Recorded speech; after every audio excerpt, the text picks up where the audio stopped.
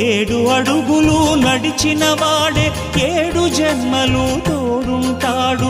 భర్తగా నిన్ను భరించువాడే బ్రతుకు దీపం వెలిగిస్తాడు. అతని హృదయం నాటి చెరామి అగ్నిహోత్రమే అందుకు హామీ.